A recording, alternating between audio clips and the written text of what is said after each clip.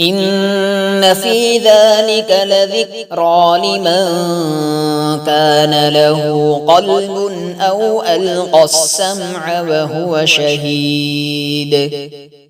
30 سال کی عمر میں ایمان لائے ہیں، اسلام لائے ہیں. جناب نبی پاک صلی اللہ علیہ وسلم کے مقابلے میں آپ کی عمر 2 سال کم تھی. 40 سال کی عمر میں آپ کو نبوت ملی. حضرت ابوبکر صدیق 38 سال کی عمر میں اسلام لائے. حضرت عمر رضی اللہ تعالیٰ عنہ 28 سال کی عمر میں اسلام لائے.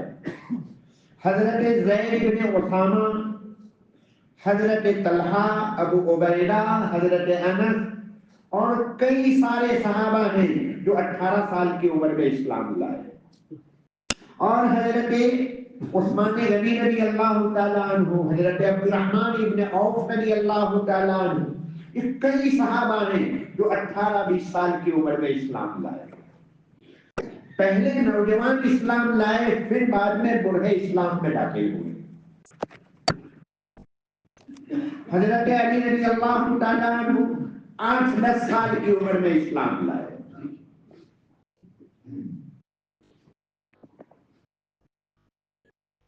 نوجوانی یہ جو عمر ہے یہ زندگی کا کریم ہے، کریم آف لائف.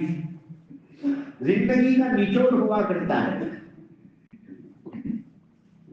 اور یہ جو نوجوان یہاں پر بیٹھے ہوئے ہیں یہ وطن کا کریم ہے، علاقے کا کریم ہے، یہ علاقے کا کیپٹل ہے، یہ سرمایہ ہے، یہ فیوچر ہے.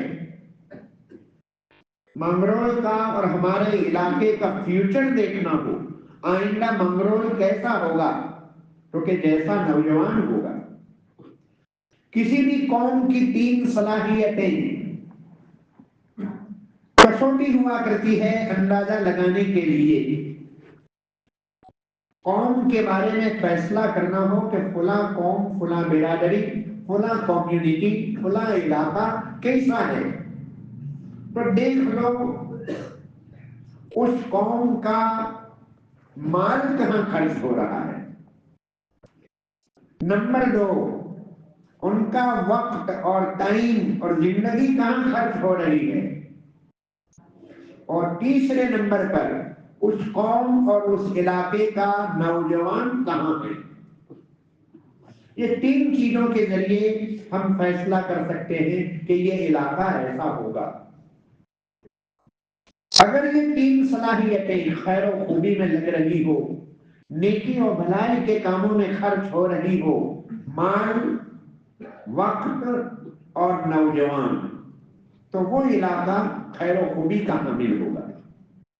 اس علاقے میں خیر و برکتیں ہوگی، اللہ کی رحمتوں کا نزول ہوگا. ورنہ پھر معاملہ کچھ دوسرا ہوا کرتا ہے.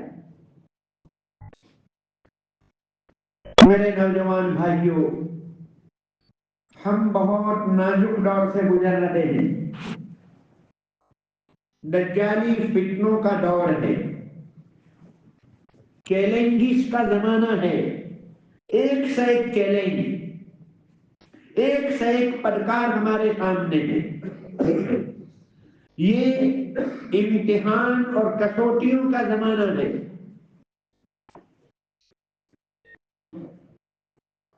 بہت زیادہ نازک، ہر روز کا سورج ایک نیا فتنہ لے کر آتا ہے. ایک طرف دنیا کے دوسرے مذاہب اور دوسرے دھرم، ان کا مقابلہ ہے. عیسائیت کا مقابلہ، یہودیت کا مقابلہ، دنیا کے دوسرے مذاہب کا مقابلہ، ان کی طرف سے ہونے والے سوالات، آبجیکشن.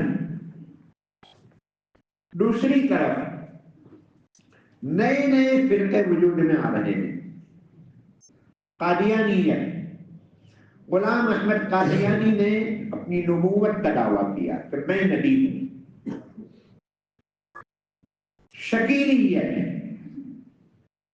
شکیل ابن حنیف نے اپنا امام مہدی ہونے کا دعویٰ کیا ہے کہ میں امام مہدی ہوں. تفصیل کا وقت نہیں ہے، بات اشاروں میں کرنی پڑے گی کہ شکیل ابن حنیف کا یہ دعویٰ کتنا سچ ہے کتنا جھوٹ ہے، سراسر جھوٹ ہے۔ امام مہدی کے بارے میں کتابوں میں پوری تفصیلات ہے، حدیث کی کتابوں میں اس کا نام یہ ہوگا، اس کے باپ کا نام یہ ہوگا، وہ فلاں علاقے کا ہوگا، فلاں نسل سے ہوگا، ساری چیزیں یہاں پر جھوٹ ثابت ہو رہی ہیں۔ بہرحال شکیلیت کا فتنہ، غامدیت کا فتنہ، جاوید احمد غامدی، مرزا محمد علی انجینئر، ان لوگوں کا یہ دعویٰ ہے کہ ساڑھے 1400 سالہ تاریخ میں، ساڑھے 1400 سال میں اگر کسی نے اسلام کو سمجھا ہو تو فقط ہم نے سمجھا ہے، اور کسی نے اسلام کو نہیں سمجھا۔ اور جب کبھی بھی ان لوگوں کو کوئی بات اسلام کی سمجھ میں نہیں آتی ہے تو وہ اپنی عقل اور اپنی فہم، اپنی سمجھ کے اعتبار سے قرآن اور حدیث کی ایسی ڈیٹیل اور ایسی کومنٹری اور ایسی تعبیر اور ہیلے بہانے کرتے ہیں۔ ساڑھے 1400 سالہ تاریخ میں بڑے بڑے مفسرین، محدثین، علماء، مشائخ، اہل علم گزرے ہیں، ان لوگوں نے قرآن و حدیث کا جو مطلب اور مفہوم اور باوان بیان کیا تھا، یہ بالکل الگ سے ہٹ کر دوسرا معنی بیان کرتے ہیں۔ لبرلزم کا فتنہ، فریڈم، فریڈم کے نام سے ایک فتنہ ہے، کوئی بھی چیز لاؤ تو یہ کہیں گے کہ فریڈم کے خلاف ہے، یہ فریڈم کے خلاف ہے، یہ ہیومن رائٹ کے خلاف ہے۔ اذان لاؤ تو کہیں گے کہ یہ فریڈم کے خلاف ہے، آزادی کے خلاف ہے۔ ایک ایک چیز اسلام کی کوئی بھی حکم کو لے کر کوئی میدان میں آتا ہے تو فوراً یہ فلاں کے خلاف، فلاں رائٹ کے خلاف، ہیومن رائٹ کے خلاف، پردہ تو کہ یہ وومن رائٹ کے خلاف، قربانی تو کہ یہ اینیمل رائٹ کے خلاف، جانوروں کے حقوق کے خلاف۔ ایک سے ایک چیز روزانہ فتنے، چیلنجز اور امتحانات ہمارے سامنے آ رہے ہیں۔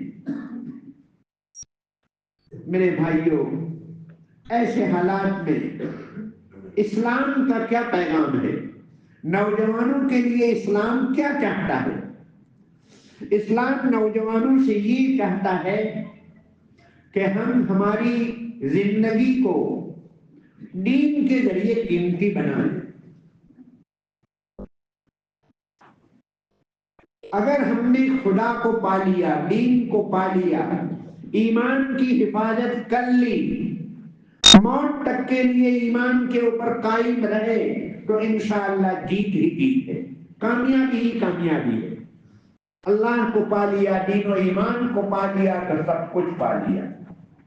اور اگر پوری کائنات کو پا لیا، پوری کائنات کی دولت آپ کے ہاتھوں میں جمع ہو گئی،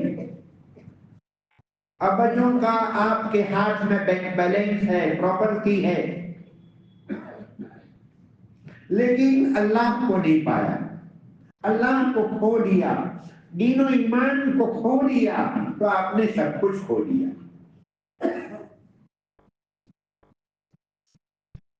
ایمان نامی اللہ پاک نے جو ہمیں قیمتی دولت عطا فرمائی ہے، میرے بھائیوں، حالات ایک طرف جو کچھ میں نے آپ کے سامنے رکھے وہ ہیں، اور دوسری طرف یورپ، امریکہ تیزی سے اسلام کی طرف آ رہا ہے۔ بڑے بڑے educated lawyer, engineer, professor, educated عورتیں، لیکچرر، سائنٹسٹ ایک سے تیزی کے ساتھ اسلام میں داخل ہو رہے ہیں۔ اتنے سخت حالات کے باوجود اسلام دنیا کا فاسٹر ریلیجن ہے۔ ہر سال امریکہ کانٹیننٹ کے اندر 15 سے 20 ہزار آدمی اسلام قبول کرتے ہیں۔ یوروپ میں ہر سال 4 سے 5 ہزار آدمی اسلام قبول کرتے ہیں۔ آپ یوروپ کی مسجدوں میں جا کر دیکھیں تو آپ کو پہلی صف میں امامے کے ساتھ، لمبے جبے کے ساتھ، لنگی کے ساتھ، تہجد کے وقت، فجر کے وقت وہاں پر آنے والے آپ کو انگریز ملے گی۔ آپ کو ہاتھ میں مسواک ہوگی، جیب میں مسواک ہوگی، ہاتھ میں عصا ہوگا، اور ایمان کے اوپر ان کو فخر ہے۔ کیوں یہ قومیں اسلام قبول کرتی ہے؟ یہ قومیں یہ کہتی ہے کہ ہمارے جو سوالات ہیں وہ سوالات کا جواب ہم نے اسلام میں پایا، قرآن میں پایا۔ تقریباً 80% اسلام کی جو باتیں ہیں وہ سائنس کے ذریعے پروف ثابت ہو چکی ہے، سائنس ریجیکٹ نہیں کر رہی ہے۔ 80% میٹر ایسا ہے جس کو آج کی سائنس اس کو ثابت اور تسلیم کرتی ہے، اور 20% اسلام کی جو باتیں ہیں اس کو یوروپ، امریکہ، سائنس ریجیکٹ نہیں کرتا، خاموش ہے۔ وہ جو 20% باقی ہے دھیمے دھیمے وہ بھی پروف ہو رہا ہے، ثابت ہو رہی ہے۔ آج سے 100 سال پہلے، 50 سال پہلے معراج کے واقعے کے بارے میں اشکال و سوالات ہوتے تھے کہ منٹوں میں، سیکنڈوں میں اتنا لمبا سفر، 7 آسمانوں کا سفر، پھر جنت اور جہنم کا سفر، پھر اس سے اوپر اللہ کی ملاقات، راز و نیاز، یہ اتنا طول طویل سفر منٹوں میں، سیکنڈوں میں کیسے ہو گیا؟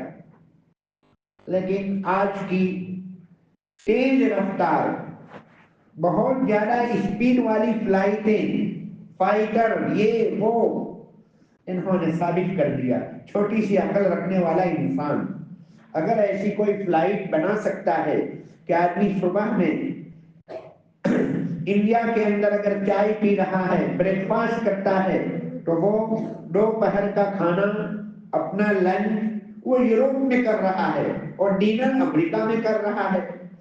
چھوٹی سی عقل رکھنے والی جو انسانیت ہے، انہوں نے ایسی ایسی فلائٹیں اگر ایجاد کر لی ہے تو اللہ نے اپنے حبیب کے لیے، اپنے پیغمبر کے لیے، کائنات کے پیدا کرنے والے کریٹر نے، خالق نے، مالک نے، میکر نے، بادشاہ نے اگر اپنے حبیب کے لیے کوئی ایسی تیز رفتار سواری بنائی ہو تو اس میں کیا حرج ہے؟ معراج ٹیکنالوجی کی انتہا ہے۔ ٹیکنالوجی قیامت تک وہاں نہیں پہنچے گی جہاں اللہ پاک نے اپنے نبی کو، اپنے نبی کے لیے وہ ٹیکنالوجی کا استعمال اور یوز کیا معراج کے موقع پر۔ اور قرآن مجید علم کی انتہا ہے، اس سے اوپر کوئی علم نہیں۔ دنیا میں جتنی ڈگریاں ہیں، جتنے کورسز ہیں، جتنی یونیورسٹیاں ہیں، وہ سب کچھ قرآن سے نیچے ہیں۔ ایسے سوالات ہیں کہ ان سوالات کا جواب دنیا کی کوئی یونیورسٹی نہیں دے سکتی۔ ہم دنیا میں کیوں آئے ہیں، کہاں سے آئے ہیں، کہاں جانا ہے، ہمارا لاسٹ ڈیسٹینیشن، منزل مقصود کیا ہے، ہم کہاں سے آئے، کہاں جانا ہے، دنیا میں کیوں آئے ہیں، یہ ایسے سوالات ہیں۔ ان سوالوں کا جواب نہ آپ کو کیمبرج یونیورسٹی کے پاس ملے گا، نہ آکسفورڈ کے پاس ملے گا، نہ ونسٹن کے پاس ملے گا۔ دنیا کی کوئی بڑے سے بڑے پروفیسروں کو یہ سوالات کر لو، جواب دینا تو دور کی بات، ان سوالوں کو یہ لوگ ٹچ بھی نہیں کرتے۔ یہ لوگ ان سوالوں کا جواب دے ہی نہیں سکتے۔ دنیا کیسے بنی؟ کیا جواب دیتے ہیں؟ جواب دیتے ہیں کہ دنیا اپنے طور پر بنی ہے، نیچرلی طور پر، خود بخود وجود میں آئی۔ واہ بھائی واہ، میٹرک فیل، سلام ہو آپ کو، کتنا اچھا جواب دیا، دنیا خود بخود وجود میں آ گئی۔ یہ الماری اور یہ کباڑ اور یہ مکان اور فرنیچر کیسے بنے؟ تو کہا کہ یہ خود بخود درخت کٹے اور اس کی لکڑیاں بنی، اس کی سائزیں تیار ہوئی اور خود بخود وہ رات میں جڑی، فجر میں ہم آئے تو الماری وہاں پر تیار تھی۔ بتائیے یہ جواب دیا جا رہا ہے دنیا کیسے وجود میں آئی؟ ایک سے ایسے ہی جوابات ہوا کرتے ہیں۔ میرے بھائیوں، اللہ پاک نے ہمارے ہاتھوں میں جو دولت عطا فرمائی ہے بہت قیمتی دولت ہے۔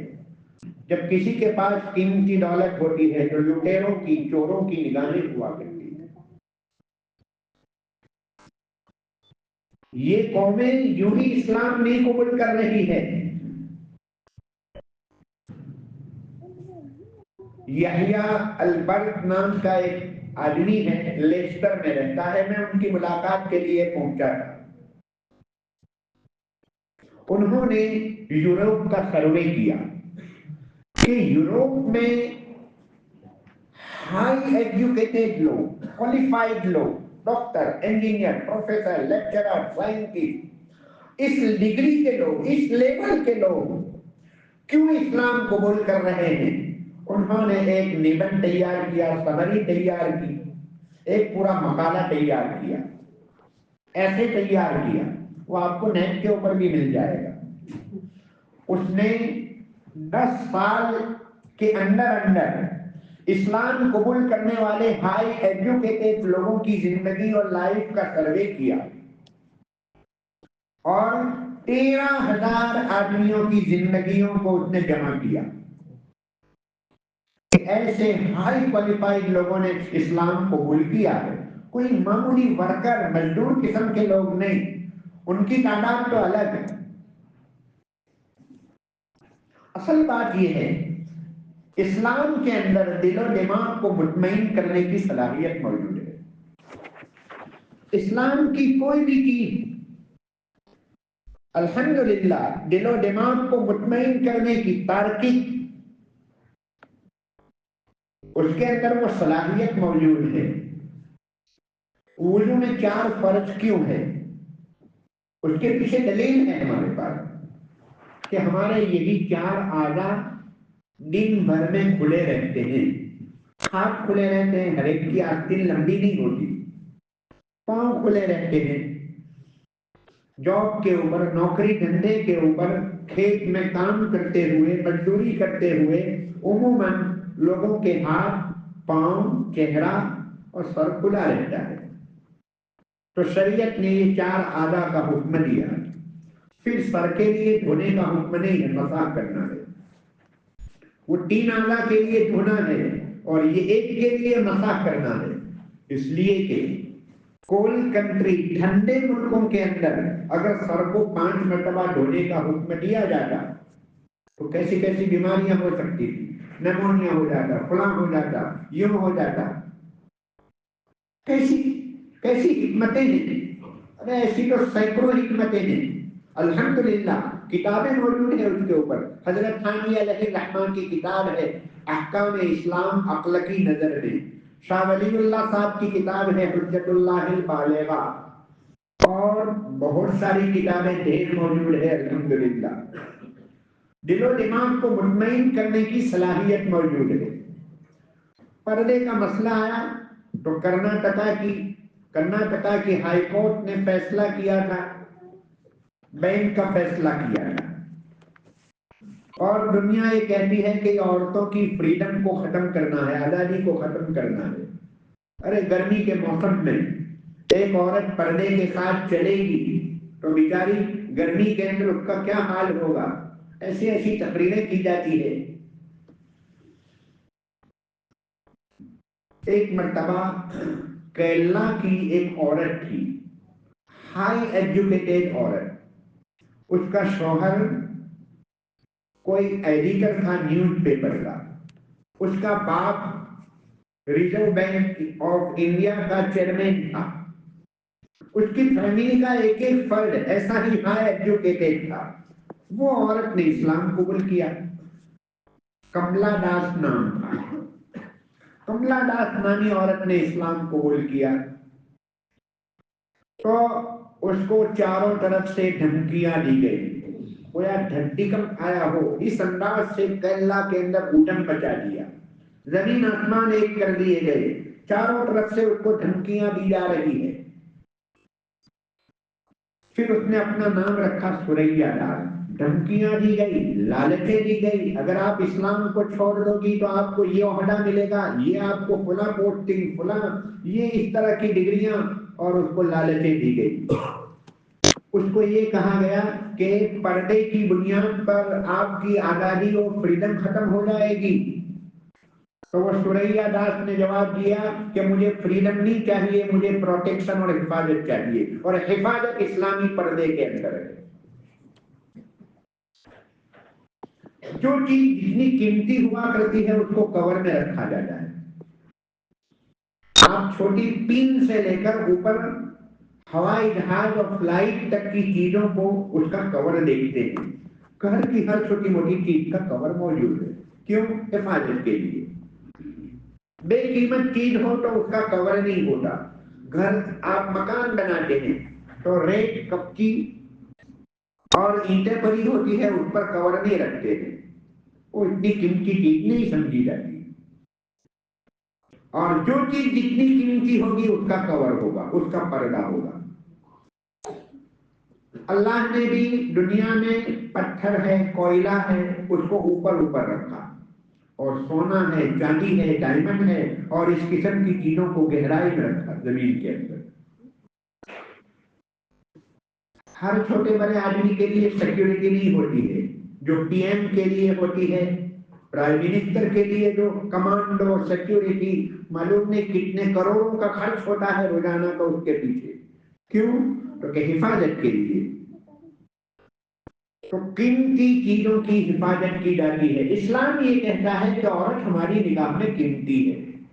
وہ ادھر سے یہ دعویٰ کرتے ہیں، سوال کرتے ہیں کہ اسلام نے عورت کی پوزیشن کو ڈاؤن کیا۔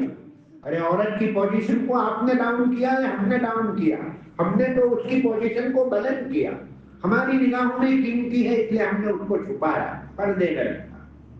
آپ کی نگاہوں میں قیمتی نہیں ہے تو آپ نے اس کو کھلا رکھا۔ اور پھر کیا کہتے ہیں؟ پردے میں رکھنے کی وجہ سے لوگوں میں لالچ بڑھتی ہے، لوگ بڑھتا ہے کہ دیکھیں یہ عورت کیسی ہے، ایک مرتبہ پردہ کھول دو تاکہ ان کا پیٹ بھر جائے، دیکھنے کی پھر خواہش باقی نہ رہے۔ یہ دلیل پیش کی جاتی ہے۔ اگر ایسا ہی ہے تو عورت کھلے منہ کے ساتھ باہر آئے گی بازار میں تو لوگ تو یہ کہیں گے کہ بالکل کپڑے اتار دو، تو کیا بالکل کپڑے اتار دو گے؟ آپ کے پاس روپیے، پیسے، دولت، زیورات ہیں، سونا اور چاندی ہے، آپ اس کو بند رکھتے ہیں، اس لیے لوگوں کی لالچ بڑھتی ہے، تو آپ ایک دن اپنے دروازے پر، گھر کے دروازے پر روپیے، پیسے، سونا چاندی لا کر رکھ لو اور آرام کر لو، پھر صبح نتیجہ دیکھ لو۔ ایسی ہی دلیل ہے۔ میں اپنے نوجوان بھائیوں سے یہ کہنا چاہتا ہوں کہ میرے بھائیوں، آپ کو اس قسم کی چیزیں ملے گی۔ دیکھیے آج کا میڈیا دو کام کر رہا ہے۔ میڈیا کا پہلا کام ہے اسلام کے بارے میں شکوک و شبہات پیدا کرنا، ڈاؤٹ پیدا کرنا۔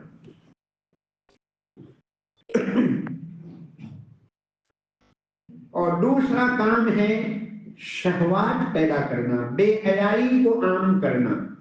یہ دو کام ہیں۔ اسلام کے اوپر اعتراضات اور سوالات دو طرف سے آ رہے ہیں، دو سورسز ہیں اس کے، ایک تو میڈیا اور ایک تعلیم۔ یونیورسٹیوں کے ذریعے، کالج کے ذریعے، ممکن ہے ہمارے یہاں اتنا زیادہ نہ ہو، لیکن یوروپ اور امریکہ کی یونیورسٹیوں میں، کالج میں ایسے ایسے سوالات کیے جاتے ہیں۔ میں نے آپ کے سامنے دو فتنوں کا تذکرہ کیا۔ آج کا دور ایک دوسرے فتنے کا شکار ہے، وہ ہے ناستکتا، الحاد، ایتھیزم، خدا کا انکار، مذہب کا انکار۔ مذہب نام کی کوئی چیز نہیں، خدا نہیں، قیامت نہیں، آخرت نہیں، جنت اور جہنم، جتنی بھی مغیبات اور غیب کی چیزوں پر جو ہمارا ایمان ہے اس کا وہ لوگ انکار کرتے ہیں۔ کہتے ہیں کہ نظر نہیں آتی، जन्नत और जहन्नम नजर नहीं आती है। कब्र, क्योंकि कब्र का आजाब या कब्र का अजर व सवाब और वहां की राहतें नजर नहीं आती है। यानी जो चीज नजर आएगी उसको कबूल करेंगे, समझ में आएगी उसको कबूल करेंगे, जो नजर नहीं आएगी उसका इनकार करेंगे। तो हम ये कहते हैं हवा भी नजर नहीं आती। हमारी बॉडी में कैल्शियम है, आयरन है और क्या क्या चीजें हैं वो भी नजर नहीं आता। कोई डॉक्टर हमारे बदन में से अंदर से सॉल्ट 5 ग्राम सॉल्ट निकाल कर बतला दे, नहीं दिखा पाएंगे, लेकिन है, नजर नहीं आता, नहीं दिखा पाएंगे, लेकिन फिर भी है। नजर आना जरूरी नहीं। कोई ये अगर आपने किसी को पत्थर मारा और वो कहता है कि मुझे पेन हो रहा है, दर्द हो रहा है, तो क्या दर्द नजर नहीं आता, लिहाजा दर्द नहीं है, लिहाजा दूसरा पत्थर मारो। जो चीज नजर नहीं आती है उसका इनकार। कितनी चीजों का इनकार करोगे? सॉफ्टवेयर नजर नहीं आता है, हार्डवेयर तो नजर आता है लेकिन सॉफ्टवेयर नजर नहीं आता है।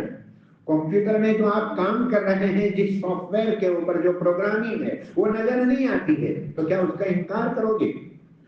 बदन में, बॉडी में रूह है, एक बॉडी है और एक अंदर की रूह है, रूह नजर नहीं आती है, तो क्या रूह का इनकार करोगे? खुदा नजर नहीं आता है तो उसका इनकार करते हैं। अरे रूह नजर नहीं आती, लेकिन रूह है, उसकी दलील है कि आदमी नकलो हरकत करता है, उसके होने की दलील है। अल्लाह नजर नहीं आते हैं लेकिन अल्लाह के होने की दलील है।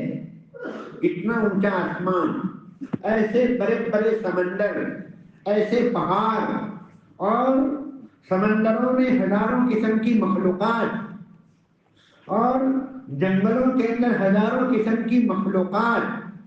कौन दावा कर सकता है? अमेरिका का भी ये दावा नहीं है कि ये जो बाग है, पार्क है, उसमें गुलाब के अंदर गुलाब की खुशबू हमने रखी है। ये जो येलो कलर है, रात में हमारी कंपनियां कलर करने के लिए आती है, गुलाबी, येलो, ग्रीन, फुला, वो करते हैं, उनका भी दावा नहीं है। अल्लाह के वजूद की सब दलीलें हैं। आज से 5000 साल पहले, 5000 क्या, दुनिया जब से वजूद में आई है तब से लेकर आज पहली फरवरी को आज सूरज जिस वक्त उगा था और जिस वक्त सूरज डूबा था, आज से 5000 साल पहले, 10,000 साल पहले भी पहली फरवरी को सूरज उसी वक्त शुरू हुआ था और सूरज उसी वक्त डूबा था। ये यूं ही हो रहा है, ये नेचुरली तौर पर हो रहा है। अरे एचर नेचर मानते हो, उसकी जगह पर अल्लाह को मान लो।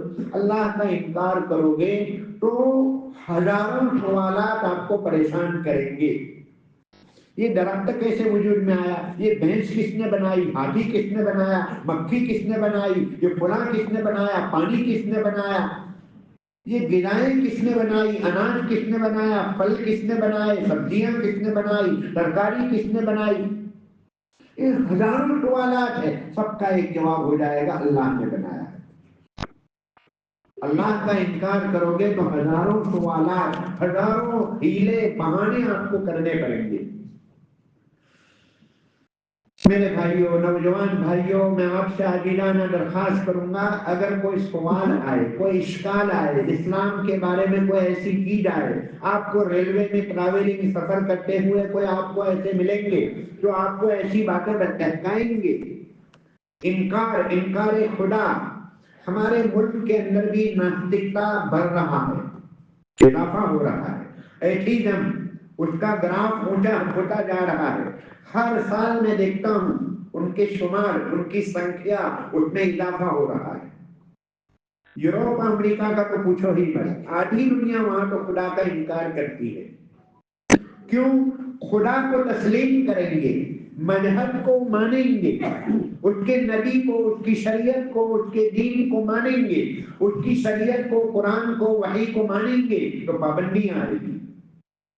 पाबंदियों से भागने के लिए, फ्रीडम के लिए ये सारी चीजों का इनकार करते हैं। लेकिन کوئی دوسرا جواب دینے کے بجائے میں آپ سے یہ کہوں گا، یوروپ نے، امریکہ نے، آسٹریلیا نے، وہ دنیا نے خدا کا انکار کر کے وہ ابھی اس وقت اس لیول کے اوپر لائف گزار رہے ہیں، وہ ان کا لائف لیول دیکھ لو، فیملی سسٹم ان کا تباہ و برباد ہو چکا ہے،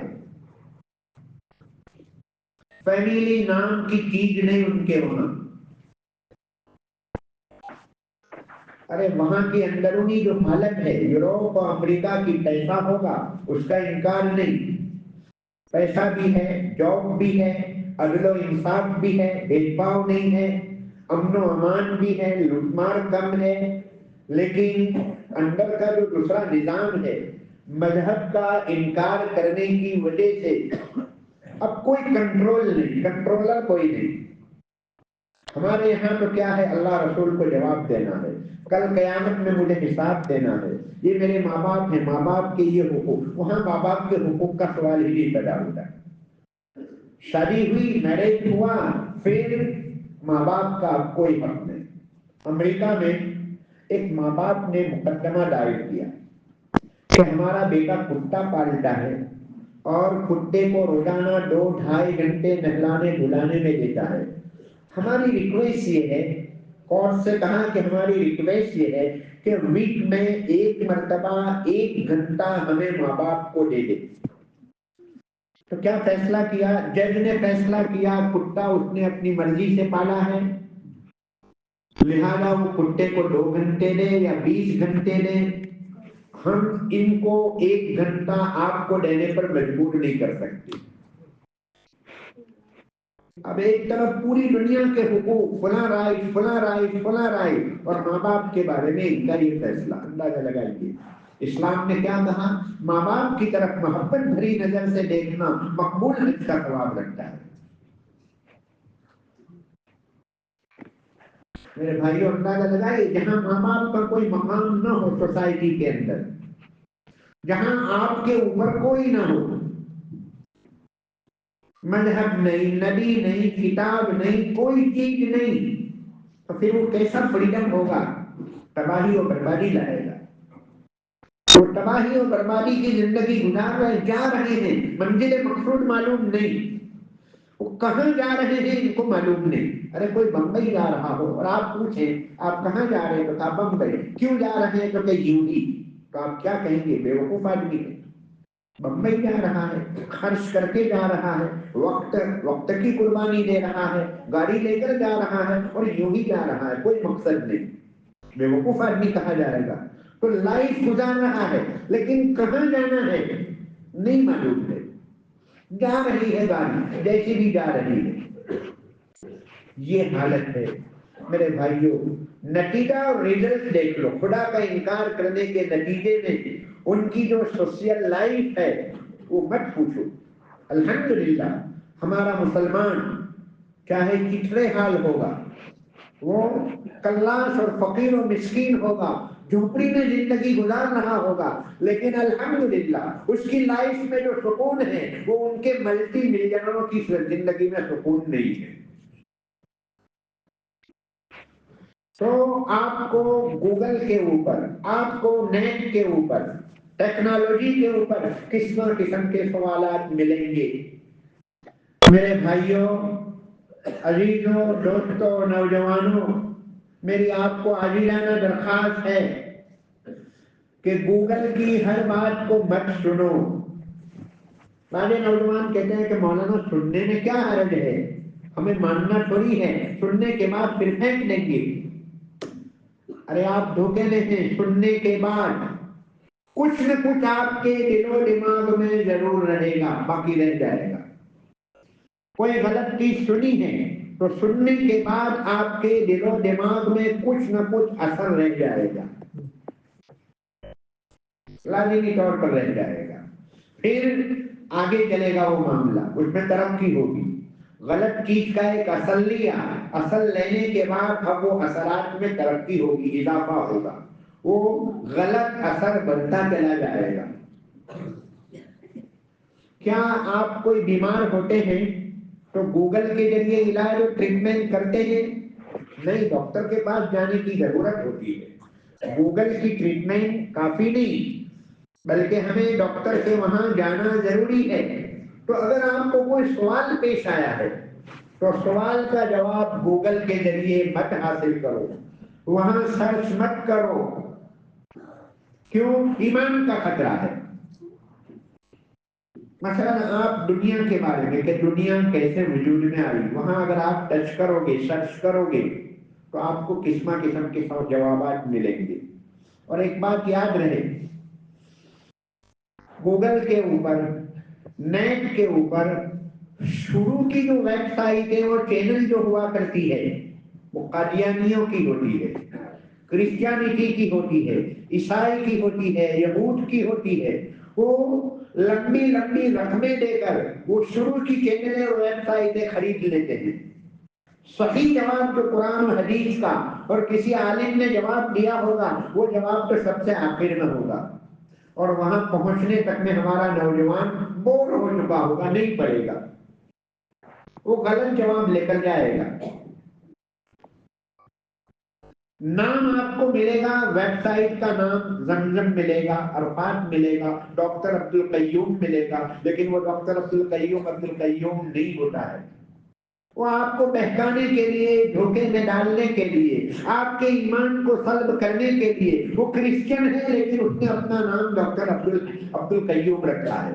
لبنان میں، بیروت میں پہلے مسلمانوں کی میجورٹی تھی، لیکن آج کرسچینٹی کی میجورٹی ہے. عیسائی وہاں پر سب سے زیادہ ہے، 75 عیسائی، 25 مسلمان. پہلے الٹا معاملہ تھا. پہلے جو مسلمان ڈاکٹر عبد القیوم تھا، آج عیسائی بن چکا، لیکن مسلمانوں کے ایمان کو لوٹنے کے لیے ڈاکٹر عبد القیوم کا نام عبد القیوم ہی رہنے دیا ہے. اب ہمارا نوجوان یہ دیکھتا ہے کہ ڈاکٹر عبد القیوم نے یہ بات کہی ہے. زمزم نامی ویب سائٹ کے اوپر، عرفات نامی ویب سائٹ کے اوپر یہ بات لکھی ہوئی ہے. میرے بھائیو، یہ آپ کی لائن نہیں ہے. قرآن اور حدیث کی روشنی میں کون سا جواب صحیح ہے، کون سا جواب غلط ہے، کون آپ کو کہاں لے جا رہا ہے، آپ کو سمجھ میں نہیں آئے گا. آپ کو جاوید احمد گاندھی کی باتیں بہت اچھی معلوم ہوگی کہ بالکل تارکیک دلیل کے ساتھ بات کرتا ہے. ارے میں اس کی دلیلوں کا آپ کو کیا جواب دوں؟ کچھ نہیں ہے. بالکل فسفسی چیزیں ہوا کرتی ہے، ایسی دلیلیں ہوا کرتی ہے. لہذا دھوکے میں آنے کی ضرورت نہیں ہے. ہر کسی ویب سائٹ کے اوپر مت جاؤ. یہ بہت بڑا امتحان کا زمانہ ہے. آدمی نے ایک انگلی لگائی، کہیں سے کہیں پہنچ جاتا ہے. لہذا ہمیں اپنے ایمان کی حفاظت کے لیے اگر کوئی سوال ہو، کوئی مسئلہ پیش آ جائے، کسی کے ساتھ الجھنے کی ضرورت نہیں ہے. علماء کرام سے، مفتیان کرام سے رابطہ رکھو. فاسألوا اہل الذکر، علم والوں کو پوچھو. آپ خود ہی فیصلہ مت کرو. علماء سے تعلق رکھو. جیسے فیملی ڈاکٹر ہوا کرتا ہے، تو فیملی مفتی بھی ہونی چاہیے کہ مجھے کوئی مسئلہ درپیش ہوگا تو میں فلاں مفتی صاحب سے رجوع کروں گا، ان سے سوال کروں گا تاکہ میرے ایمان کی حفاظت ہو. آپ خود ہی اس سوال کو حل نہیں کر پائیں گے. میرے بھائیوں، میں یہ بات عرض کرنا چاہتا تھا کہ دو چیز ہے. نمبر ایک، اسلام کے بارے میں شکوک و شبہات. نمبر دو، بے حیائی. بے حیائی ٹیکنالوجی نے اور نیٹ نے حیا نام کا لفظ ڈکشنری سے ختم کر دیا. LGBTQ AI+ معلوم نے کیا کیا الائیں بلائیں. مردوں کی مردوں سے شادی، عورتوں کی عورتوں سے شادی، یہ سب چیزوں کو آج کی عورتوں نے پاس کر دیا ہے. ہمارا ملک بھی خود پچھم سنسکرتی یعنی ویسٹرن کلچر پورا اس کو فالو کر رہا ہے. وہاں شام کو کوئی چیز ہوئی، دوسرے دن صبح میں وہ چیز یہاں پر آ جاتی ہے. ماڈرن کلچر میرے بھائیوں اس کلچر کو کلچر کہنا یہ بھی کلچر اور تہذیب اور سنسکرتی کی توہین ہے، بے ادبی ہے۔ جہاں پر ماں باپ کی قدر و قیمت نہ ہو اور کتے کی قیمت ہو، کتے کا ایک مقام ہو، ماں باپ کا کوئی مقام نہ ہو، اس کلچر کو کلچر کہا جائے گا؟ اللہ پاک نے ہمیں کلچر اور تہذیب کے نام سے جو اعلیٰ اخلاقی ویلیوز عطا فرمائے ہیں، بہت اعلیٰ چیزیں دولت عطا فرمائی ہے، تو دوسرے نمبر پر بے حیائی کا معاملہ ہے۔ آج کا دور قسم قسم کے فتنوں کا ہے۔ ایک فتنہ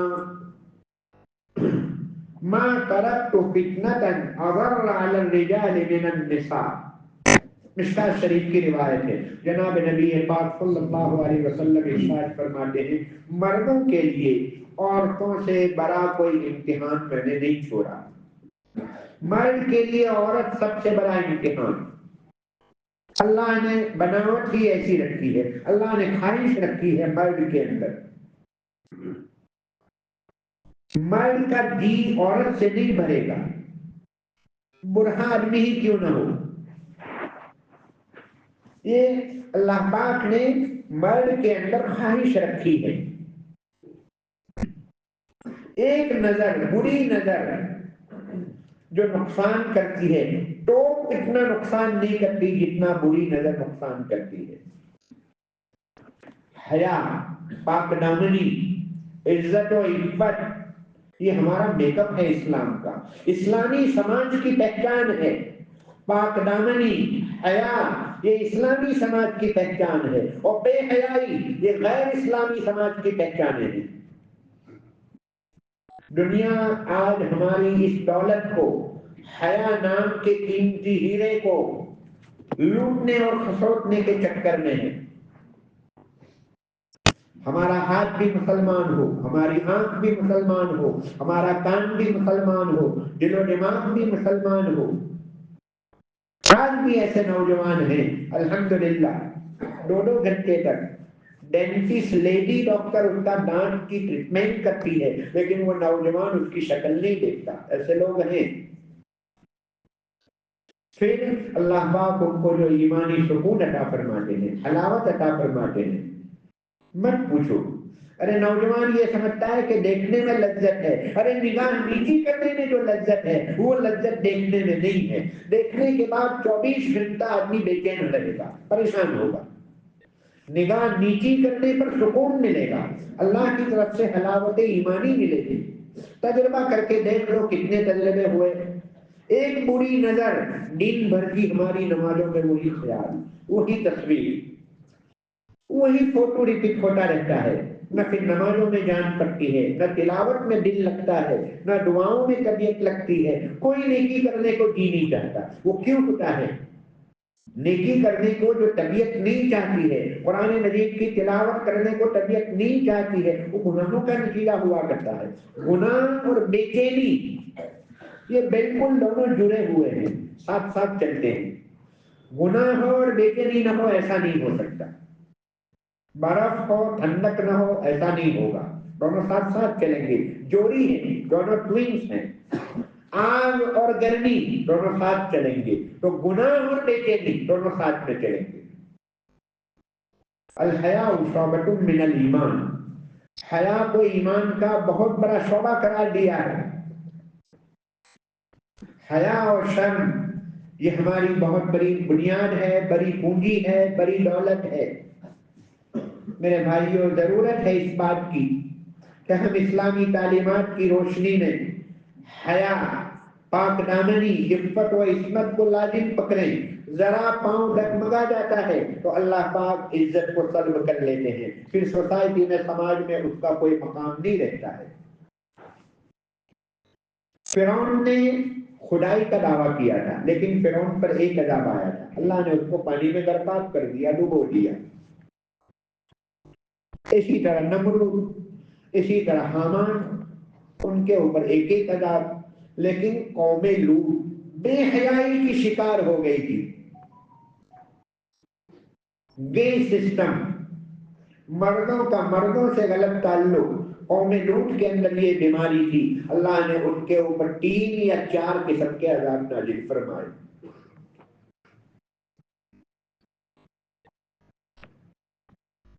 3 یا 4 قسم کے عذاب قوم لوط پر، کفر سے بھی زیادہ بدتر ان کے اوپر عذاب آیا ہے۔ میرے نوجوان بھائیوں،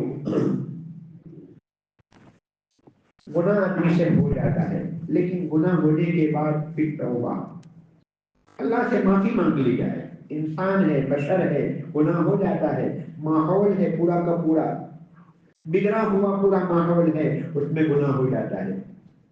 ضرورت ہے اس بات کی کہ ہم رجوع کریں، گناہ کو گناہ سمجھیں۔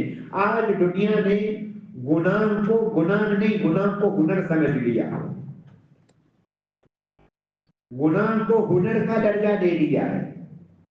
ایک سے ایک گناہ وجود میں آ رہا ہے، لٹریچر، میگزین اور پورا کا پورا ٹیکنالوجی، وہ ایک جہنم کو سلگانے کی تیاری کر رہے ہیں، بلکہ سلگا دی ہے انہوں نے۔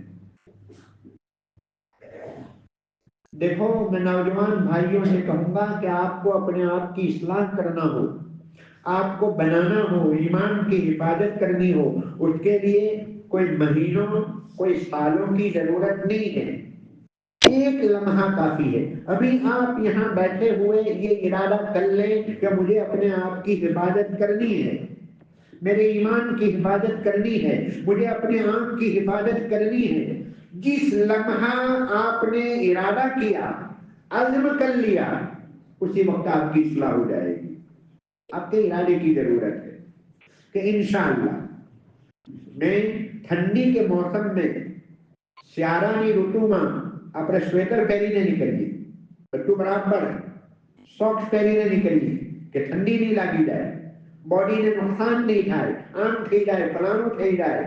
تو میرے بھائیوں، ہم جب گھر سے نکلیں تو باہر بہت ساری ہمارے سامنے بے حیائی کی تصویریں ہوگی، بے حیائی کی ایڈورٹائز ہوگی، اور کیا کیا چیزیں ہوگی۔ اگر ہم نے پکا ارادہ نہیں کیا، اس کا سامان، اس کا سویٹر نہیں لیا، حیا اور عفت، گناہوں سے بچاؤ کا سویٹر نہیں لیا، اس کے موزے نہیں پہنے ہیں، تو پھر ہماری روح کے لیے خطرہ ہوگا۔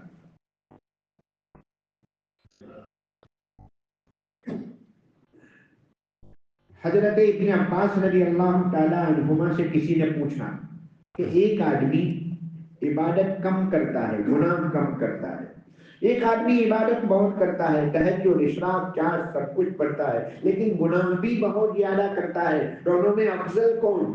تو حضرت ابن عباس رضی اللہ تعالی عنہما نے فرمایا، لا عادل بالسلامۃ شیئا، گناہوں سے بچنے کے برابر کوئی چیز نہیں۔ آپ سے تہجد نہیں پڑھی جا سکتی، نہ پڑھیں، اللہ توفیق دے دے، بہت بڑی نعمت، لیکن نہیں پڑھ سکتے تو کوئی حرج نہیں۔ ہر نیکی ضروری نہیں، لیکن ہر گناہ سے بچنا ضروری ہے۔ گناہ سے بچنا زیادہ اہمیت رکھتا ہے، گناہوں سے اپنے آپ کو بچانے کی بہت زیادہ ضرورت ہے۔ حضرت عمر ابن عبدالعزیز رحمۃ اللہ علیہ یہ فرماتے ہیں کہ میں نفل روزہ نہ رکھوں، نفل نماز نہ پڑھوں، نفل حج نہ کروں، اور وہ طاقت اور انرجی کو گناہوں سے بچنے میں استعمال کروں، یہ مجھے زیادہ پسند ہے۔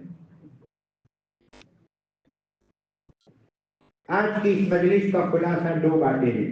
ایمان کی حفاظت کرنے کے لیے ہمیں ہوشیار ہونا چاہیے۔ ایمان کا معاملہ رزق، ایمان کے سلسلے میں رزق مت لو، ساہس مت پھیرو کہ ہمیں تو سننا ہے، سننے کے بعد عمل تھوڑی کرنا ہے، کچھ بھی سن لیں گے، نہیں، ساہس مت پھیرو، ایمان کا مسئلہ ہے۔ اگر اسلام کے بارے میں ذرا ڈاؤٹ پیدا ہو گیا تو ایمان کو خطرہ ہو جائے گا۔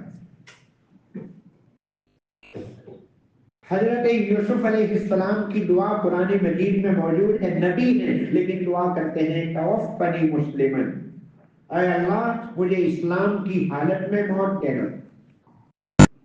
حضرت ابراہیم علیہ السلام کی دعا قرآن مجید میں ہے، وَجْنُبْنِي وَبَنِيَّ أَن نَّعْبُدَ الْأَصْنَامَ، اے اللہ مجھے اور میری اولاد کو بت پرستی سے بچا لینا، مورتی پوجا سے بچا لینا، ایک نبی دعا کر رہے ہیں۔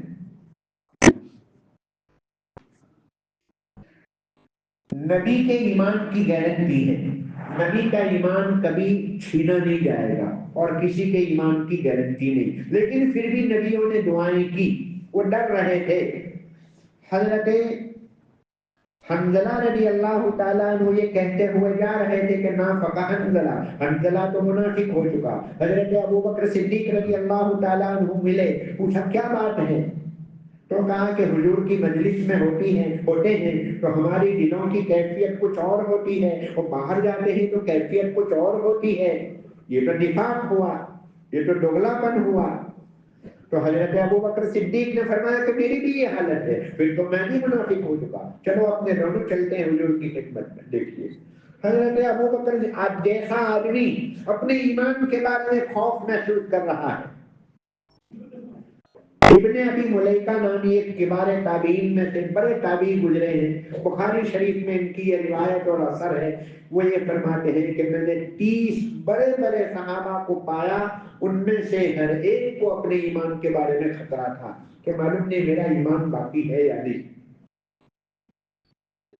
میرے بھائیو، ایمان کے بارے میں بہت زیادہ ہوشیار رہنے کی ضرورت ہے۔ اور دوسرے نمبر پر ہمیں گناہوں سے اپنے آپ کو بچانے کی ضرورت ہے، خاص طور پر عورت کا گناہ، بے حیائی کا گناہ، نگاہ کا گناہ، بری نظر کا گناہ، اس سے اپنے آپ کو بچانے کی ضرورت ہے۔ ٹیکنالوجی میں آپ کو بے حیائی کی چیزیں ملے گی، پھر یہ آپ کو تباہ و برباد کر کے رکھ دے گی۔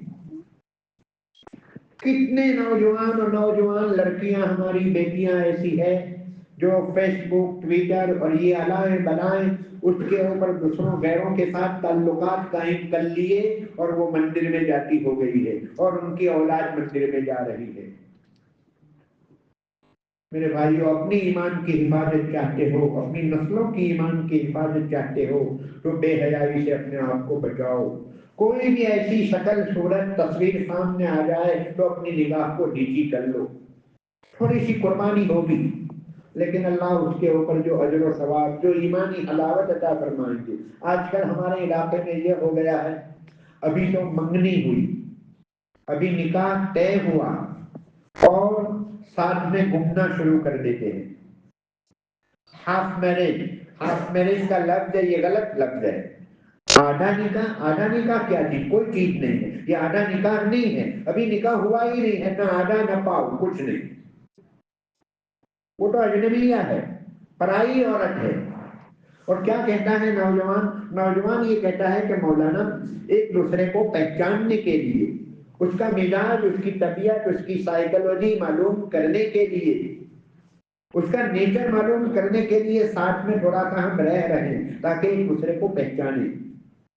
میں یہ کہتا ہوں کہ یہ دونوں ابھی ایک دوسرے کی جانچ کرنے کے لیے، یعنی ایگزام پیریڈ ہے، یہ ایک دوسرے کو پرکھنے کے لیے ساتھ میں آئیں گے، جائیں گے، اپنی اصلیت کو چھپائیں گے۔ اصلیت باہر نہیں آئے گی ابھی، ایک چیز پر غصہ آئے گا لیکن پھر بھی وہ برداشت کر لے گا، وہ برداشت کر لے گی، بولے گی نہیں۔ دو چیز الگ الگ ہے، ایک ہے کیریکٹر اور اخلاق، اور دوسرے نمبر پر پرسنالٹی۔ پرسنالٹی یعنی دیکھاؤ، ظاہر میں سامنے والے کے اوپر اثر ڈالنے کے لیے اپنی شخصیت کو ایسا بنا کر رکھنا، وہ ہے پرسنالٹی۔ پرسنالٹی الگ چیز ہے، اخلاق الگ چیز ہے۔ آپ ایک مہینہ ساتھ میں رہو گے، اس کے اخلاق سامنے نہیں آئیں گے، وہ پرسنالٹی سامنے آئے گی، ظاہری رکھ رکھاؤ، دیکھاؤ کے لیے۔ ارے جیسے پولیس، ریلوے کے اوپر پولیس جہاں پر بیٹھتی وہاں لکھا ہوتا ہے may I help you، وہ لکھا ہوتا ہے، یہ may I help you کیا ہے؟ یہ پرسنالٹی ہے، یہ اخلاق نہیں ہے۔ کیوں؟ بعد میں اس کو کچھ پوچھو کیسا جواب دیتا ہے، وہ اس کا کیریکٹر ہے، وہ جو جواب ملے گا وہ کیریکٹر والا جواب ملے گا۔ اور یہاں جو لکھا ہوا ہے پرسنالٹی ہے۔ تو یہ لڑکا اور لڑکی ایک مہینہ 2 مہینہ ساتھ میں چلتے ہیں، یہ کیریکٹر سامنے نہیں آئے گا، اخلاق سامنے نہیں آئے گا، مزاج سمجھنے میں آپ کو مدد نہیں ملے گی۔ اگر مزاج کو سمجھنے کے لیے ایسا پیریڈ کافی ہوتا، اس کی ضرورت ہوتی، تو ہماری شریعت بہت مشفق ہے، ہماری شریعت اجازت دیتی۔ شریعت نے جو چیز منع کر دی سمجھ لو اس میں نقصان ہی نقصان ہے۔ ہمارا ایمان ہونا چاہیے، شریعت کی کوئی چیز میں کوئی آدمی غلطی نکال کر بتائے کہ اس میں یہ غلطی ہے، کوئی سوال ہی نہیں پیدا ہوتا۔ کبھی کبھی بعض لوگ سوال کرتے ہیں تو میں ان سے یہ کہتا ہوں اس سے زیادہ اچھی کوئی چیز بتلاؤ، شریعت نے یہ کہا ہے، آپ اس سے اچھی کوئی چیز بتلاؤ، نہیں بتا سکتے۔ اسلام نے مردوں کی میراث وارثہ وینچری ڈبل، لڑکے کی ڈبل اور لڑکی کی سنگل، بھائی اور بہن، بھائی بہن کو ایک کو سنگل ملے گا ایک کو ڈبل ملے گا، لڑکے کو 2 لاکھ ملیں گے تو لڑکی کو 1 لاکھ ملے گا۔ بھائی بہنوں کا بھی یہ حال، لڑکا لڑکی کا بھی یہ حال، ہسبینڈ وائف کا بھی یہی معاملہ۔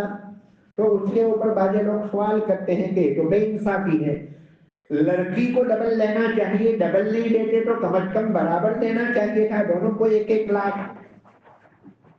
لیکن شریعت نے یہی کہا ہے، شریعت نے چند مسئلوں میں یہ کہا سنگل ڈبل، چند مسئلوں میں دونوں کو برابر دلوایا ہے، اکول دلوایا ہے، ہر جگہ سنگل ڈبل نہیں۔ ابھی جموں کشمیر کے جج نے پچھلے مہینے میں ایک فیصلہ کیا، 1984 سے ایک مقدمہ چلا آ رہا تھا، بھائی بہن کے میراث کے وارثہ وینچری کے سلسلے کا مسئلہ تھا، کسی نے بھی فیصلہ نہیں کیا۔ تو یہ جج نے، ونود نام کا جج تھا، اس نے فیصلہ کیا ابھی پچھلے مہینے میں، اور اس نے ریمارک لکھا کہ اسلام کا وارثہ وینچری کا جو کنسیپٹ اور خیال اور تصور ہے وہ بہت واضح ہے، لڑکی کو سنگل ملتا ہے، لڑکے کو ڈبل ملتا ہے۔ پھر آگے وہ بات کہتا ہے، مزے کی بات، وہ ہندو غیر مسلم جج ہے اور وہ یہ کہہ رہا ہے کہ اسلام کا یہ قانون سنگل ڈبل والا سمجھ میں آنے والی بات ہے، اس لیے کہ مردوں کے اوپر مالی ذمہ داری ہے، عورتوں کے اوپر مالی ذمہ داری نہیں ہے۔ کوئی بھی چیز لے لو، دماغ کو، دل و دماغ کو مطمئن کرنے کی صلاحیت، اسلام یوں ہی انٹرنیشنل مذہب نہیں ہے، یوں ہی اتنا فاسٹ تیزی سے پھیلنے والا مذہب نہیں بنا ہے، اس کی تعلیمات کے اندر اتنی طاقت ہے، قوت ہے، الحمدللہ۔ کوئی بھی کوئی سوال کرے اس کے جوابات موجود ہیں، یہاں یہ پورا مجمع اگر 100 سوال کر لیں، الحمدللہ ہماری کتابوں میں سب کے جواب موجود ہیں۔ میں ابھی ایک کتاب لایا ہوں اپنے ساتھ، بہت اچھی کتاب ہے، گجراتی میں ہے، کئی سوال ہیں اور اس کے انہوں نے جوابات دیے ہیں۔ ایسی چیزیں پڑھنی چاہیے، میگزین الائیں بلائیں معلوم نہیں کتنا لکھا، اور وکرم اور چکرم اور کیا کیا پڑھتے ہیں ہم لوگ، اس کے بجائے یہ چیزیں پڑھنی چاہیے۔